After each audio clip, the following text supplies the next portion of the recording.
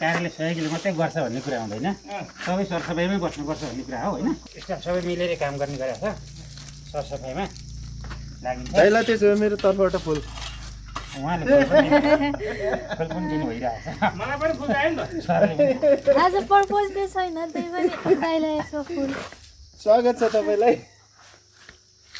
यो चाहिँ के सरसफाइ गरे बापत के पुरस्कार दिनुभयो क्या सम्मान उहाँले मलाई धेरै सम्मान सरसफाइमा एकदम सक्रिय भएको हुँदाखेरि म एउटा स्वास्थ्यकर्मी साथसाथै यो समाजसेवी होइन प्लस एउटा आफ्नो काम आफ्नो वरिपरि आफै सरसफाइ गर्नुपर्छ भन्ने उद्देश्य बोकेको मान्छे होइन म राजनीति जान्दिनँ कि तर केही मलाई राजनीतिमा त्यस्तो मनोबल चाहिँ छैन चाहिँदैन पनि तर हामी बस्ने ठाउँ वरिपरि सम्पूर्ण कर्मचारीहरू साथीभाइहरू होइन सबै मिलेर सरसफाइ गरेको छौँ होइन हप्तामा एकचोटि चाहिँ सरसफाइ गर्छौँ किनभने सरसफाइ नै जीवनको आधार हो भन्ने कुरा हामी बुझ्नुपर्छ है हाम्रो स्वास्थ्य चौकी खेबाङको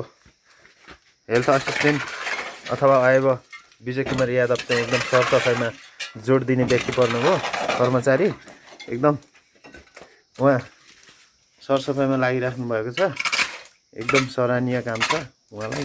धन्यवाद भन्न चाहन्छु म पनि गर्नु पर्यो भनेको यहाँ भिडियो खिच्न लाउनु भएर म चाहिँ गर्न पाइनँ के छ विजय सर ठिक छ सर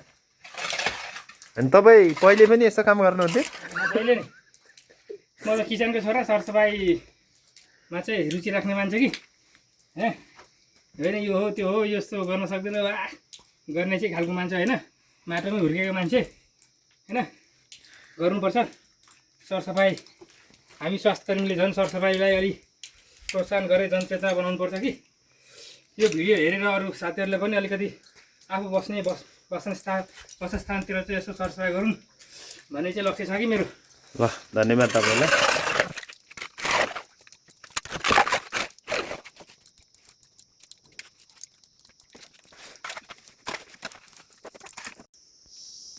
हेर्नुभयो साथीहरू कतिको